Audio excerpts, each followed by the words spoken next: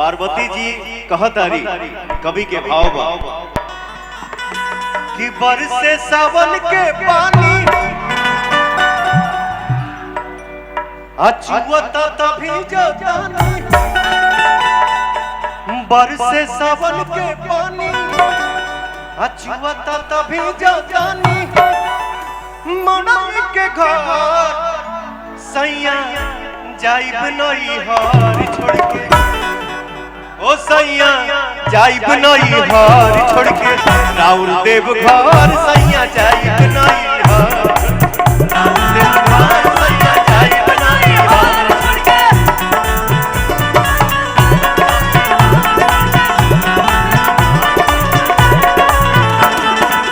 बरसे सावन के पानी जुआता तभी जतानी, बरसे सावन के पानी जुआता तभी जतानी, मनई के घर सैया जाइब नई हार छोड़ के, राउर देव घर।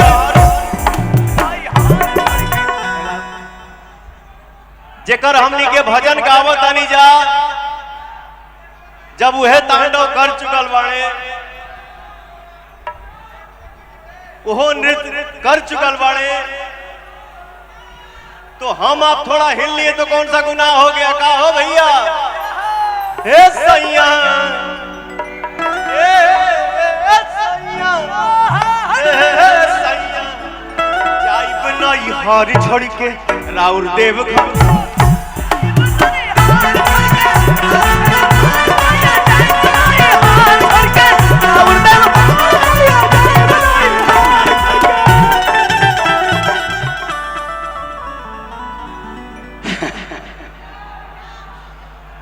बिना बोलने हमार दुगो बहन खड़ा हो गई।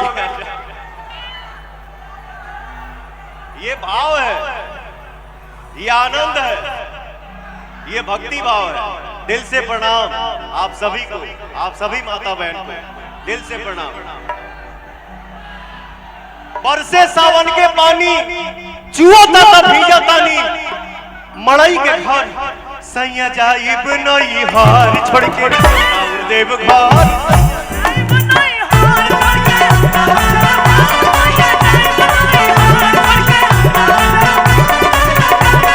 बोलिए शंकर भगवान के।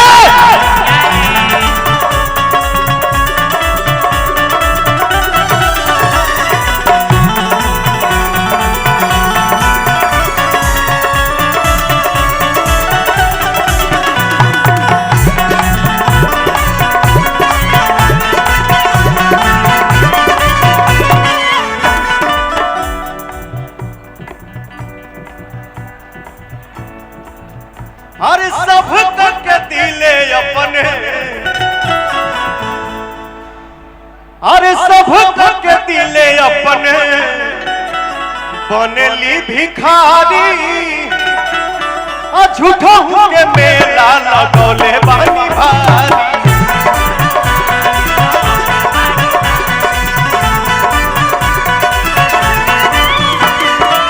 सब तक दिला अपने बनीले भिखारी, झूठा के मेला लगौले बानी भारी।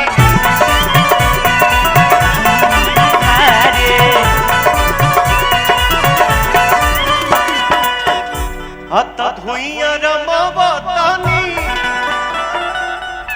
जिंदगी बितावतानी, धुइया रमावतानी, जिंदगी बितावतानी, अब बैठ के पत्थर सैया जाइब नई हार छोड़ के, राउर देव घर सैया जाइब नई हार छोड़ के, राउर देव घर सैया जाइब नई हार। क्या बात है रतन भाई, आज सब नया नया निकल रहा है। Love you.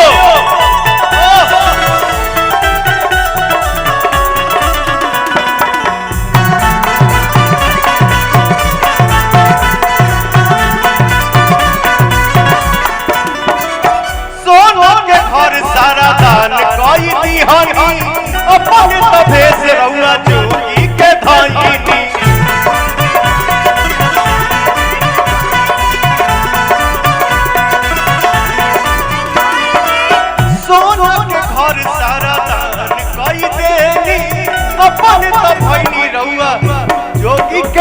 भइनी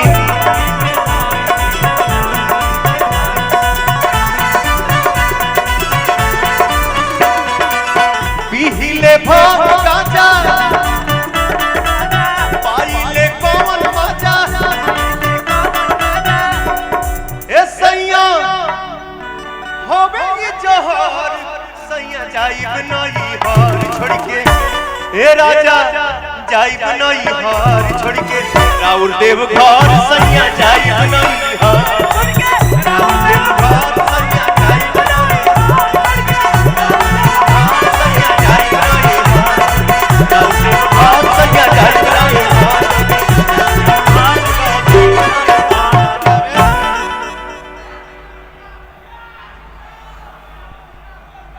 अब इतना प्यार मत करो कि आंखें फूट जाए।